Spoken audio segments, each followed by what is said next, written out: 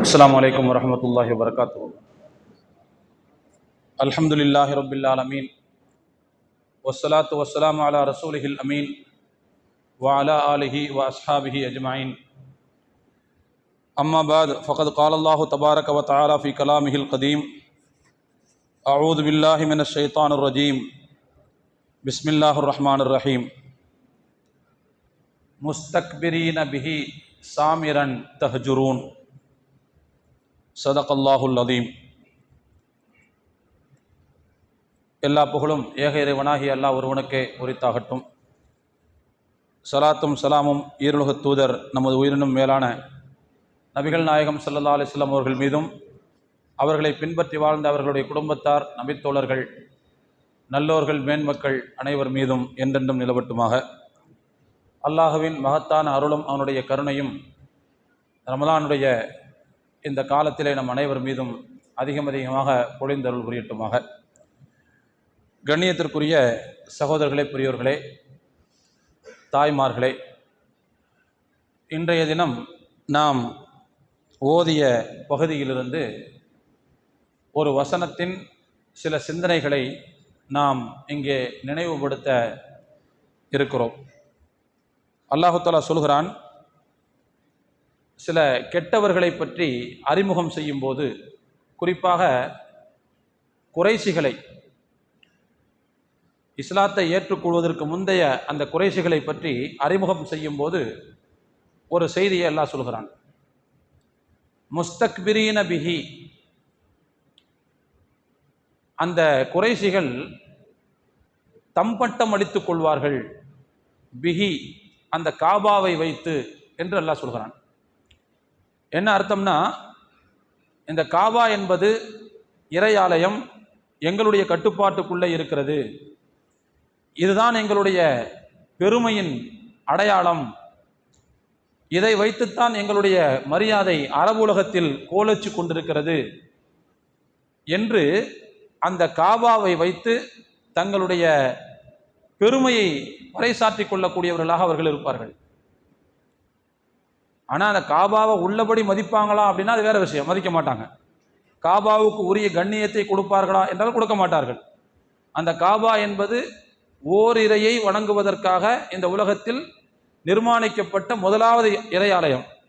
அந்த ஓரிரை கொள்கையை அங்கே அடித்து துவம்சம் பண்ணுவாங்க. ஆனால் காபாவை வச்சு பெருமை. இது எப்படி இருக்குதுன்னு சொன்னால் ஒன்றுமே கிடையாது, ஆனால் எல்லா பெருமையும் எங்களுக்கு இருக்குது அப்படிங்கிற மாதிரி சொல்லிக்குவாங்க. இது ஒரு செய்தி. இது அடுத்த தொடரில் அல்லாஹ் சொல்கிறான், சாமிரன், அவர்கள் ராக்கதை பேசி கொண்டிருப்பார்கள், தஹஜுரூன் வெறுப்புக்குரிய வார்த்தைகளை இரவில் அவர்கள் பேசிக் கொண்டிருப்பார்கள், இரவில் கண் விழித்து வெறுப்பு விஷயங்களை அவர்கள் பேசிக் கொண்டிருப்பார்கள் என்று அல்லாஹ் குறிப்பிடுகிறான். இதில் இந்த காபாவை வைத்து அவர்கள் பெருமை பீற்றிக் கொள்வார்கள் அப்படிங்கிற விஷயத்தை விட்டுறலாம். அடுத்த தொடர் இருக்கு பார்த்தீங்களா, அதுதான் இன்றைக்கு நாம் சிந்தனைக்கு எடுத்துக்கொள்ளக்கூடிய பகுதி. அந்த குறைஷிகளுடைய மோசமான நடத்தையை விமர்சிப்பதற்காக வேண்டி பேசக்கூடிய இந்த வசனம், அவர்கள் இரவில் கண் விழித்து தேவையற்ற கதைகளை பேசுவார்கள், இரவில் கண் விழித்து அவர்கள் விருப்புக்குரிய விஷயங்களை பேசிக் கொண்டிருப்பார்கள், கொச்சையான விஷயங்களை பேசிக் கொண்டிருப்பார்கள் என்று அல்லாஹ் குறிப்பிடுகிறார். அப்போ இந்த வசனத்திலிருந்து நாம் புரிந்து கொள்ளக்கூடிய மிக முக்கியமான செய்தி என்னன்னு சொன்னால், ராத்திரியில் விழித்திருந்து தேவையில்லாமல் பேசிக் கொண்டிருப்பது அது நல்லவர்களுடைய பண்பு கிடையாது.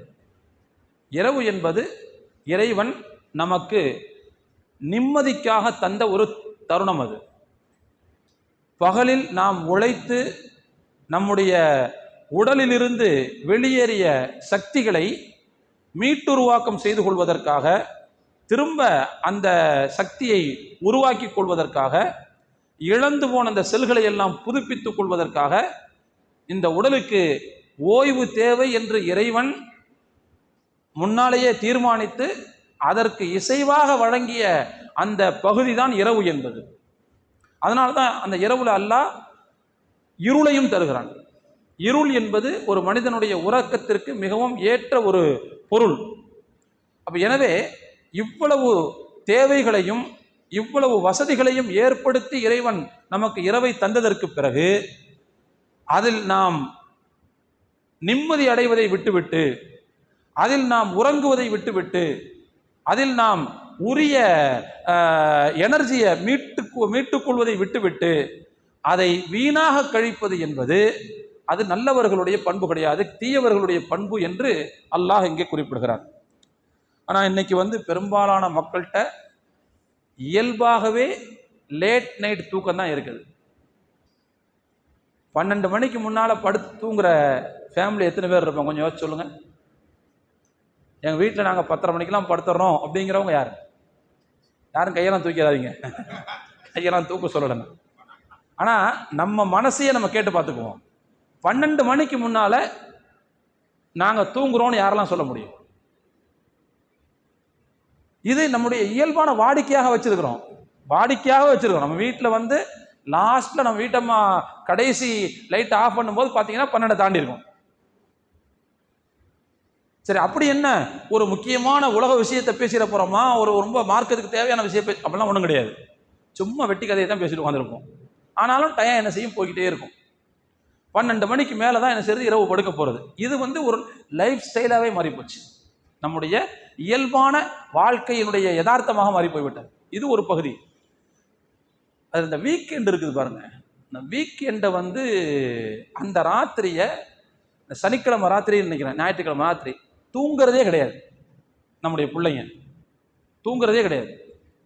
ஏதோ அந்த ராத்திரிங்கிறது லைலத்துல் கத்ர் மாதிரி போல தெரியுது அதுகளுக்கு லைலத்துல் கத்ர் மாதிரி தெரியுது. அதனால அந்த ராத்திரி தூங்குறதே இல்லை.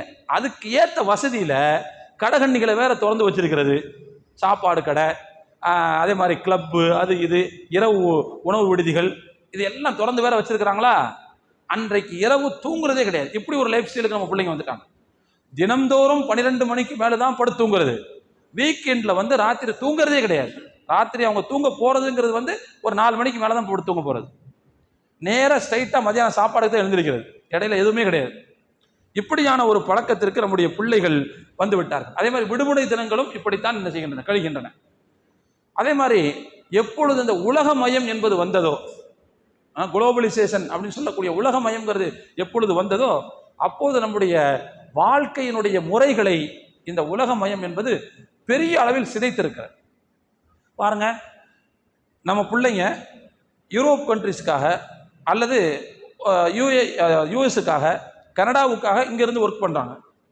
அப்போ அவர்கள் விழித்திருக்கிற நேரத்தில் தான் இங்கே இவர்கள் வேலை செய்து கொடுக்க முடியும். அப்போ இவங்க இது தூங்க வேண்டிய நேரம். அவர்களுக்கு வேலை செய்து கொடுக்க வேண்டும் என்பதற்காக நம்முடைய பிள்ளைகள் இங்கே தூக்கத்தை தொலைத்துக் கொண்டிருக்கிறார்கள். இப்படியான ஒரு வாழ்க்கை முறை என்பது இப்போது தொடர்ந்து வந்துவிட்டது. இந்த நேரத்தில் தான் நாம இந்த ஆயத்தை சிந்திக்க வேண்டிய கடமைப்பட்டிருக்கிறோம்.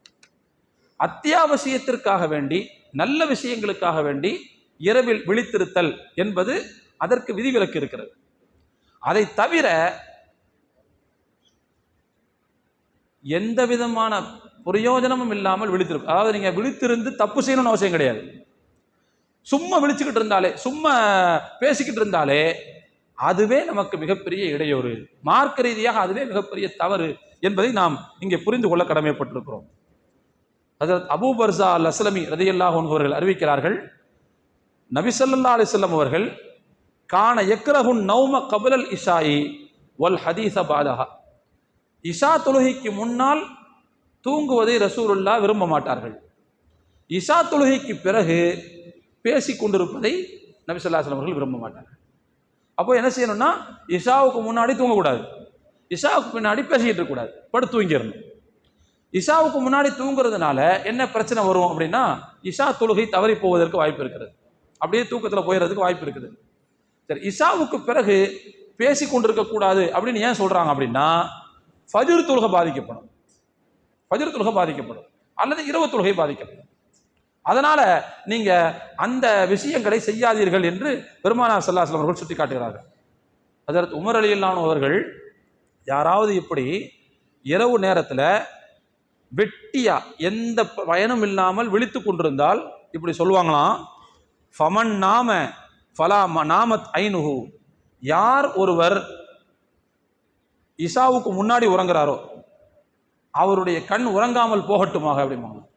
அவருக்கு தூக்கம் வராமல் போகட்டும் அப்படின்னு திட்டுவாங்களாம் இஷாவுக்கு முன்னாடி தூங்குறவங்கள. சரி, அதே நேரத்தில் இஷாவுக்கு பிறகு ஒருவர் தூங்காமல் விழித்து கொண்டிருந்தால் ஹஜ்ரத் உமர் ரலியல்லாஹு என்ன செய்வாங்களான்னு சொன்னால் அவங்கள போய் விரட்டி விடுவாங்களாம். ஹதீஸில் வருது, உமர் ரலியல்லாஹு அவர்கள் இரவில் விழித்திருந்து பேசி கொண்டிருப்பதை குறை கூறுவார்கள். இஷாவுக்கு பிறகு பள்ளிவாசலுக்கு வருவாங்களாம். உமர் ரலியல்லாஹு அவங்களுடைய ஆட்சி காலத்தில் பள்ளிவாசலுக்கு வருவாங்க. வந்து யாராவது உட்கார்ந்து சும்மா பேசிக்கிட்டு தெரிஞ்சுன்னு சொன்னால் அவங்க துரத்தி விட்டுருவாங்க, எழுந்து போங்கன்னு சொல்லுவாங்களாம்.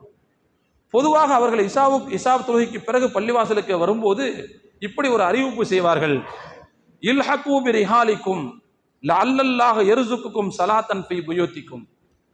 எல்லாரும் போங்க வீட்டுக்கு, இப்படியே சொல்லுவாங்க, உங்களுடைய இருப்பிடங்களுக்கு செல்லுங்கள், அல்லாஹ் உங்களுக்கு உங்களுடைய வீட்டில் தொழுவதற்கான வாய்ப்பை தருவான், போங்க அப்படிம்பாங்களாம்.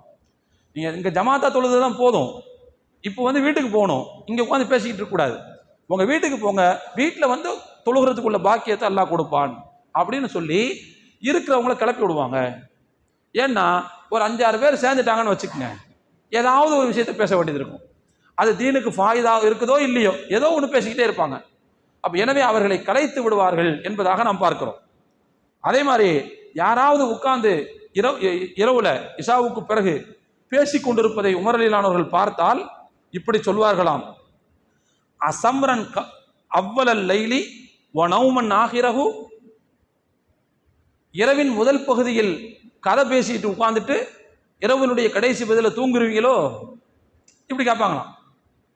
இரவின் முதல் பகுதியில் கதை பேசிட்டு உட்கார்ந்துட்டு இரவினுடைய இறுதி பகுதியில் நீங்கள் தூங்குவீர்களோ அப்படின்னு சொல்லிட்டு இன்னொரு வார்த்தையை சேர்த்து சொல்லுவாங்களாம், அரீஹு குத்தாபக்கும், உங்களுடைய நன்மை தீமைகளை எழுதி பதிவு செய்யக்கூடிய அந்த வானவர்களுக்கு கொஞ்சம் ரெஸ்ட் கொடுங்கன்னு சொல்லுவாங்க. அவங்களுக்கு கொஞ்சம் ரெஸ்ட்டை கொடுங்க அப்படின்னா என்ன அர்த்தம், நீங்கள் இப்பவும் உட்காந்து எந்தையாவது பேசிக்கிட்டு இருந்தீங்கன்னா அவங்க தொடர்ந்து பிஸியாக எழுத ஆரம்பிச்சிருவாங்க. நீங்கள் போய் கண்ணை பற்றிட்டு படுத்துருங்க, படுத்தா அவங்க ஏட்டை கொஞ்சம் மூடி வச்சுட்டு சும்மா உட்காந்துருப்பாங்க. ஏன்னா ஒரு மனுஷன் தப்பு செய்யாத நேரங்கிறது அவன் தூங்குற நேரம் தான். அப்போ தூங்குற நேரத்தில் கண்டிப்பாக அந்த எந்த பதிவும் இருக்காது. எனவே உங்களுடைய நன்மைகள் தீமைகளை எழுதி பதிவு செய்யக்கூடிய அந்த வானவருக்கு கொஞ்சம் நீங்கள் ரெஸ்ட் கொடுங்க அப்படின்னு என்ன செய்வாங்க சொல்லி அவங்கள பள்ளிவாசலை விட்டு அனுப்பி விடுவாங்க என்று நாம் பார்க்கிறோம். அப்போ எனவே பெருமானார் ஸல்லல்லாஹு அலைஹி வஸல்லம் அவர்கள் நமக்கு காட்டி தந்த வழிமுறை லைஃப் ஸ்டைல் அப்படின்னா இஷா தொழுகைக்கு பிறகு படுத்து தூங்கிடும், அதுதான் லைஃப் ஸ்டைல், அதுதான் நபி ஸல்லல்லாஹு அலைஹி வஸல்லம் காட்டி தந்த வாழ்க்கை முறை. அதற்கு பிறகு வெகு நேரம் விழித்துக் கொண்டிருப்பது என்பதெல்லாம் இஸ்லாத்தினுடைய மரபே கிடையாது. ஏன்னா நம்மெல்லாம் வந்து ஒரு முக்கியமான இலக்குக்காக இந்த உலகத்திற்கு வந்தவர்கள், சும்மா 4 பேர் மாதிரி நம்ம எல்லாரும் மாதிரி கிடையாது. நாம் தெரிந்திருக்கிறோமோ இல்லையோ, நாம் விரும்புகிறோமோ இல்லையோ, நம்முடைய தோளில் ஒரு மிகப்பெரிய சுமையை, ஒரு பெரிய பொறுப்பை சுமந்தவர்களாக நாம் இந்த உலகத்தில் வாழ்ந்து கொண்டிருக்கிறோம். அந்த பொறுப்பு என்ன, நம்முடைய இஸ்லாமிய வாழ்க்கை முறையை அப்படியே அடுத்த தலைமுறைகிட்ட கொடுத்துட்டு போறது. அந்த பொறுப்பு நம்மள்கிட்ட இருக்குது. நமக்கு அது புரியுதோ இல்லையோ, அப்படின்னா எல்லாரும் மாதிரி நம்ம வாழ முடியாது, எல்லாரும் தூங்குறது மாதிரி நம்ம தூங்க முடியாது, எல்லாரும் விழிக்கிற மாதிரி நம்ம விழிக்க முடியாது. நமக்கென்று ஒரு நடைமுறை இருக்கிறது, நமக்கென்று ஒரு வாழ்க்கை முறை இருக்கிறது. அந்த கட்டுக்குள் தான் நம்முடைய வாழ்க்கை அமைக்க வேண்டும். அந்த கட்டுப்பாடான வாழ்க்கையில இஷாவுக்கு பிறகு வெகு நேரம் விழித்திருத்தல் என்பது விதிவிலக்கான சில நல்ல சமயங்களில் தவிர மற்ற நேரங்களில் கிடையவே கிடையாது. அதுதான் இஸ்லாத்தினுடைய பார்வை. சரி, இப்படி நாம தொடர்ந்து இரவு நேரத்தில் விழித்து கொண்டிருப்பதால் என்னென்ன நமக்கு இழப்பு ஏற்படுகிறது அப்படின்னு பார்த்தோம்னா, முதலாவது இழப்பு என்னன்னா தொழுக பாழா போகும். தொழுக பாழாகிறதுங்கிறது வந்து தவிர்க்க முடியாத விஷயமாக இருக்கும். அல்லாஹ் சில பேரை திருக்குர்ஆனில் இகழ்ந்து பேசுகிறான். ஃபஹலஃப மின் பாதிஹிம் ஹல்ஃபுன் அலாஉஸ் ஸலாத்த. அதற்கு பிறகு ஒரு தலைமுறை வந்தது, அந்த தலைமுறை தொழுகையை பாலடித்தார்கள். ஃபஸௌஃப யல்கௌன கய்யா, அவர்கள் நரகத்தை தான் சந்திப்பார்கள் அல்லாஹ் சொல்றான். நல்லவங்க எல்லாம் வந்தாங்க, உலகத்தில் தொடர்ந்து வந்துகிட்டே இருந்தாங்க. அந்த நல்லவர்களுடைய முடிவுக்கு பிறகு ஒரு கூட்டம் வந்தது, ஒரு தலைமுறை வந்தது. அந்த தலைமுறை தொழுகையை பாலடித்தார்கள், அதனால் அவர்கள் நாளை மறுமையில் நரகத்தை சந்திப்பார்கள் அல்லாஹ் சொல்றான்.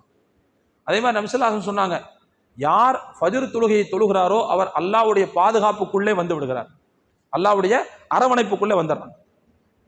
அந்த அந்த ஹதீஸுக்கு நேர எதிரான அர்த்தம் வச்சு பாருங்க. யார் ஃபஜ்ர் தொழுகை தொழவில்லையோ அவர் அல்லாஹ்வுடைய பாதுகாப்புக்குள் வரமாட்டார் அப்படின்னு அர்த்தம் வரும். அப்ப தொழுகையை பாலடிப்பதனால், குறிப்பாக ஃபஜ்ர் தொழுகையை பாலடிப்பதனால் நாம் அல்லாஹ்வினுடைய அரவணைப்பை இழக்கிறோம், அல்லாஹ்வினுடைய பாதுகாப்பை இழக்கிறோம்.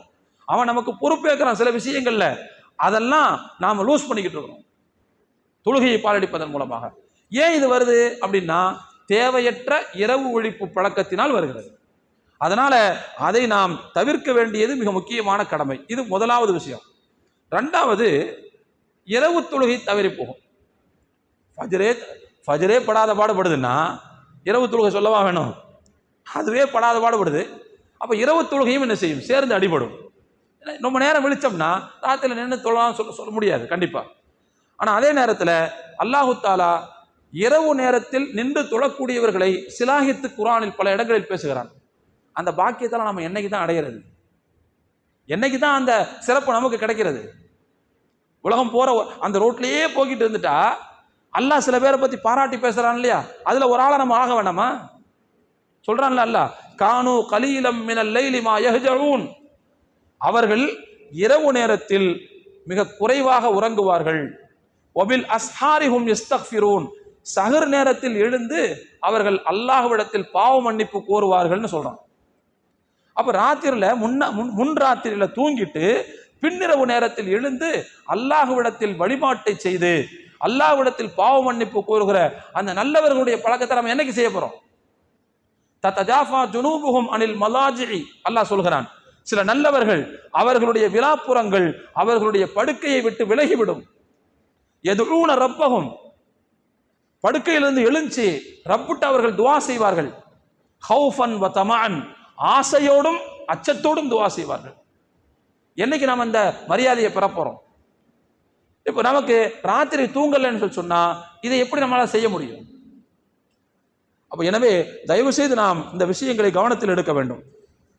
அடுத்து மூணாவது, இன்னொரு முக்கியமான விஷயம், ராத்திரில நம்ம விழிச்சிருந்து தப்பு செய்யலைன்னு வச்சுக்கோங்க, தப்பே செய்யலை, எந்த தப்பும் பண்ணல, ஆனால் விழிச்சுட்டு உட்காந்துருக்கிறோம் அப்படின்னா குறைஞ்சபட்சம் நம்முடைய நேரம் ஃபாய்தா இல்லாமல் வீணா போகும். இருக்குதா இல்லையா? குடும்ப விஷயங்களை பேசுகிறோம், அதெல்லாம் பிரச்சனை இல்லை, அதெல்லாம் நல்லது. மனைவியோட பேசுறது அது நல்ல விஷயம். மார்க்க விஷயங்களை பேசுகிறோம், அது நல்லது, அதெல்லாம் பிரச்சனை இல்லை. ஒரு தாவா செய்கிறோம், அது நல்லது. இது இல்லாமல் சும்மா வெறுமனே ஒரு அரட்டை அடிக்கிறதுன்னு வச்சுக்கோங்க.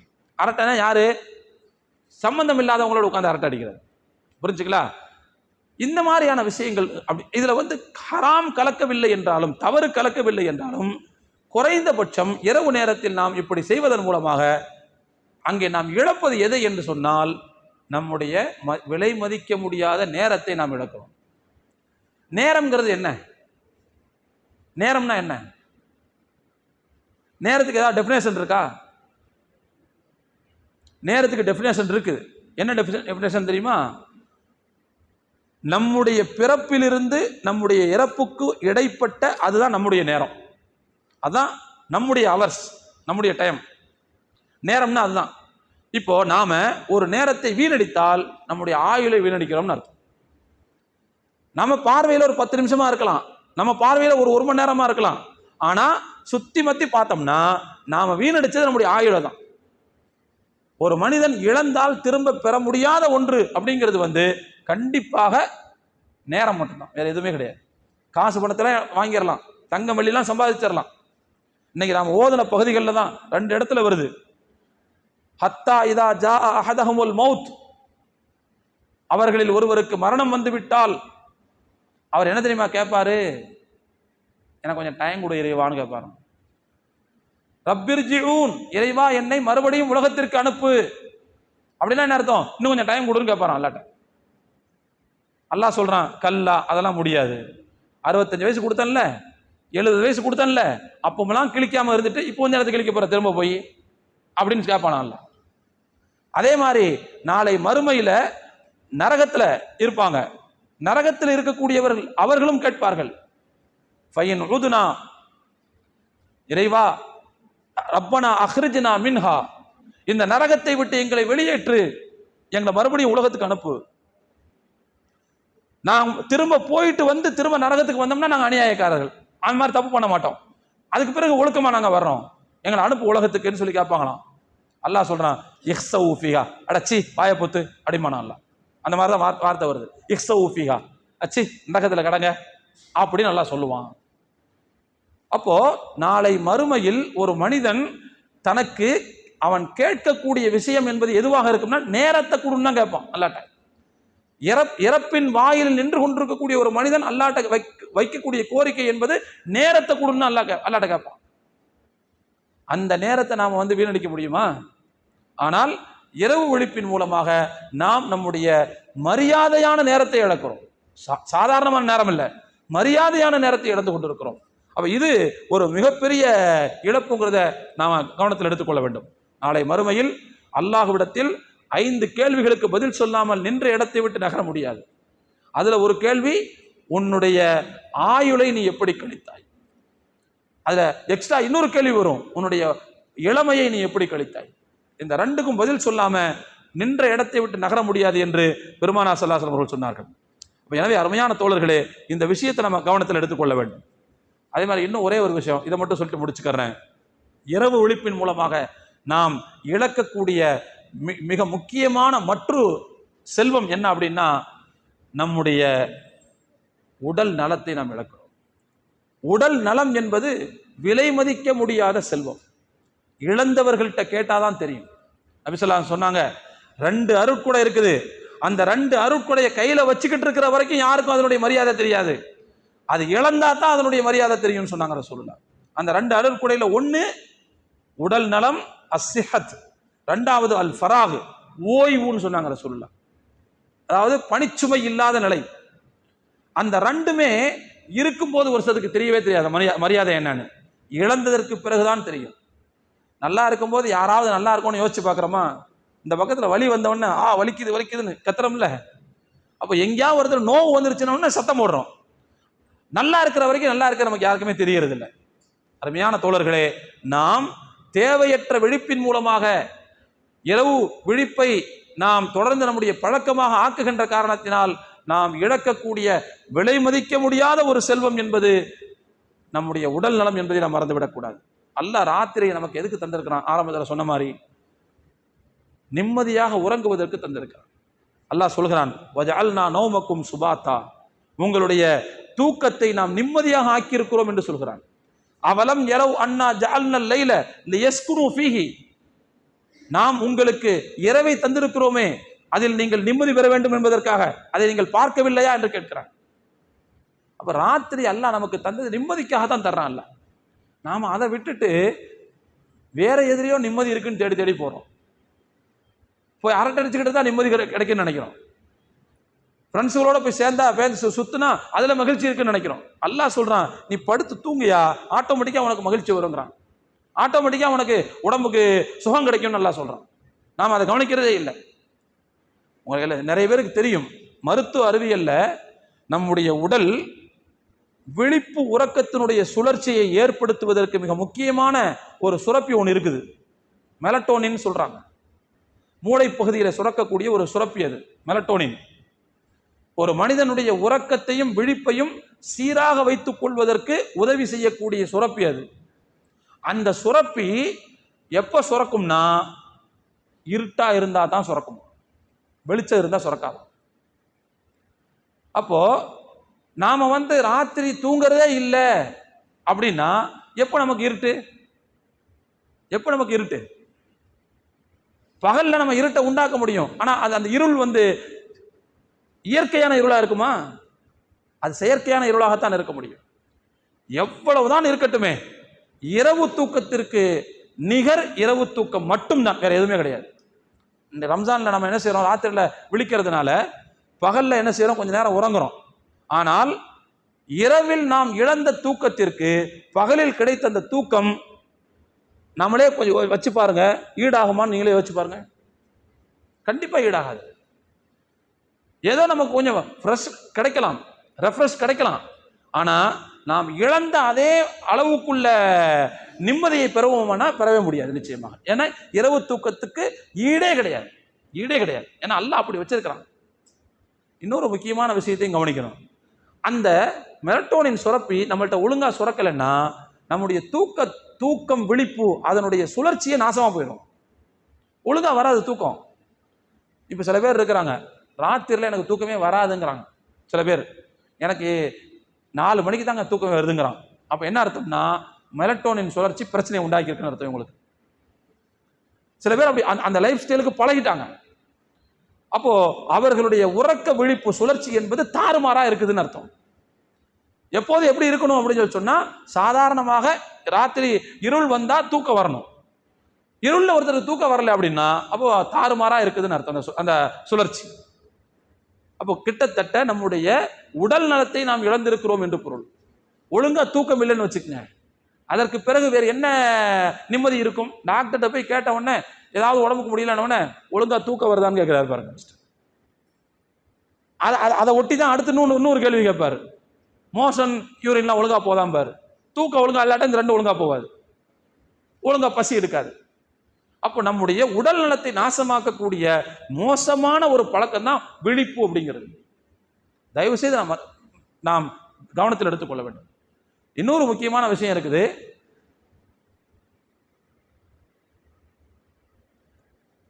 நமக்கு அருகிலே உள்ள பாகிஸ்தான்ல தான் நினைக்கிறேன், ஒரு மலைப்பாங்கான ஒரு பகுதி, நெட்ல நீங்க தேடிக்கிறலாம். அந்த ஊர் மக்களுடைய சராசரி வயசு கிட்டத்தட்ட 150 வயசு வரைக்கும் வாழ்றாங்களாம். இப்பவும் வாழ்றாங்களாம். 80 வயசுக்கு மேல அங்க குழந்தை பிறக்க முடியுமா? இப்பவும் அங்க இருக்கிறாங்களா அந்த மக்கள். நான் கொஞ்ச நாளைக்கு முன்னாடி நெட்ல பார்த்த செய்தி தான் இது. ஆனா அவங்களுடைய லைஃப் ஸ்டைல் என்ன அப்படின்னா, அந்த ஊர்ல மின்சாரம் எதுவுமே கிடையாது, மோட்டார் வாகனம் எதுவுமே கிடையாது. இயற்கையோடு இசைந்த வாழ்வை வாழ்ந்து கொண்டிருக்கிறார்கள். சூரிய வெளிச்சம் தான் அவங்களுக்கு லைட்டு. சூரியன் மறைஞ்சிருச்சுன்னா முடிஞ்சு போச்சு, அதோட ஏற கட்டிட்டு போய் படுத்துருவாங்க, சாப்பிட்டு படுத்துருவாங்க. அந்த இயற்கையான முறையில் வாழக்கூடிய அந்த மக்களுடைய வாழ்க்கை தரம் என்பது இன்றைக்கு உலகத்தை விழி உயர்த்தி பார்க்க வைத்திருக்கிறது. நிறைய பேர் அதை எடுத்து போட்டுக்கிட்டு இருக்கிறாங்க. அதை அப்ப என்ன காரணம் அப்படின்னு சொன்னா, இயற்கையான வாழ்க்கை முறைக்கு இறைவன் ஒரு விதமான மரியாதையை வைத்திருக்கிறான், ஒரு விதமான எஃபெக்டை வச்சிருக்கிறான். அந்த எஃபெக்ட்ங்கிறது அவர்களுடைய உடல் நலத்தில் வெளிப்படுகிறது, அவர்களுடைய சக்திகளில் வெளிப்படுகிறது, அவர்களுடைய ஆற்றல்களில் வெளிப்படுகிறது. நமக்கு இங்க அந்த வாய்ப்பு இருக்குதாங்க? இந்தியாவில், தமிழ்நாட்டில், நம்ம சென்னையில் அதுக்கு வாய்ப்பு இருக்குதா? 80 வயசுல புள்ள பெறதுக்கு வாய்ப்பு இருக்குதாங்க? கண்டிப்பா இல்லை, சொல்லவே முடியாது.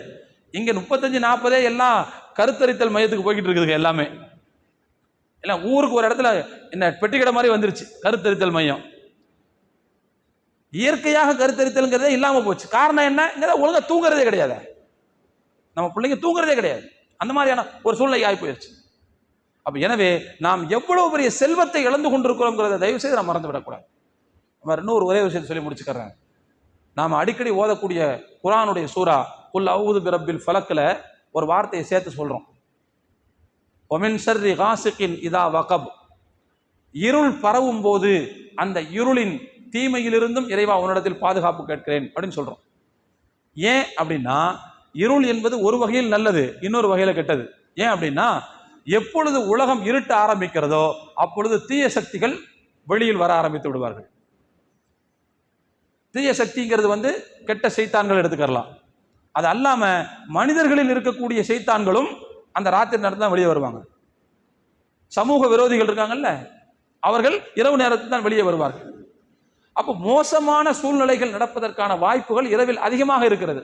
அதனாலதான் பகல்ல இருக்கிற பந்தோபஸ்தை விட ராத்திரி பந்தோபஸ்து அதிகமா இருக்குது. ஒரே போலீஸ் பட்ரோல் சுத்திக்கிட்டு வர்றது கூட எல்லாம் பாக்குறோம்ல. ஏன்னா எல்லா விதமான சைத்தானையும் திறந்து விடுற நேரம் அது. அந்த நேரத்துல போய் நாம் முழிச்சுட்டு இருக்கணுமா? நாமும் ஒரு சமூக விரோதி மாதிரி உட்கார்ந்துட்டு இருக்கணுமா? தயவு செய்து கொஞ்சம் யோசிக்க வேணாம். அதனால தயவு செய்து நான் இளம் பிள்ளைகளிடத்துல கேட்டுக்கொள்வேன், நம்முடைய லைஃப் ஸ்டைலை மாத்துக்க. முதல்ல உலகம் போற போக்குலே நாம போக முடியாது. நாம் அல்லாஹ்வை ஏற்றுக்கொண்டவர்கள், ஒரு இலக்குடைய வாழ்க்கைக்காக இந்த உலகத்திற்கு வந்தவர்கள், இலக்கற்ற வாழ்க்கைக்காக வரவில்லை, இலக்குள்ள வாழ்க்கைக்காக வந்திருக்கிறோம். எனவே நாம் நம்முடைய பழக்க வழக்கங்களை மாற்றுவது என்பது தூக்கத்திலிருந்து மாற்ற வேண்டும். அதிலிருந்து மாற்றுவோம். முதல்ல இரவு ஒழிப்பு என்பது அறவே தவிர்க்கப்பட வேண்டும். விதிவிலக்காக சில நல்ல விஷயங்களுக்காக வேண்டி என்றைக்காவது தேவைப்பட்டால் விழித்துக் கொள்ளலாமே தவிர அது நன்மையாக மாறுமே தவிர மற்றபடி வீணாக கழிப்பதற்கோ அதாவது தப்பு செய்யாட்டி தப்பு செய்யாம சும்மா கூட டயத்தை போக்குறதுக்காகவோ விழித்தல் அப்படிங்கிறது ஒரு சரியான இஸ்லாமிய பழக்கம் கிடையாதுங்கிறத நான் இந்த நேரத்தில் தெரிவித்துக் கொள்கிறேன். எல்லாம் வல்ல இறைவன் இப்படிப்பட்ட மோசமான பழக்க வழக்கங்களிலிருந்து நம் அனைவர்களையும் காப்பாற்றியுள்ள புரிவானாக.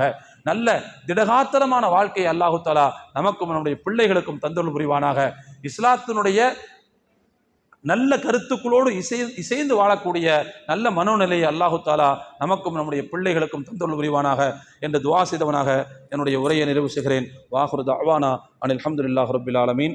அஸ்ஸலாமு அலைக்கும் வரஹ்மத்துல்லாஹி வபரகாத்துஹு.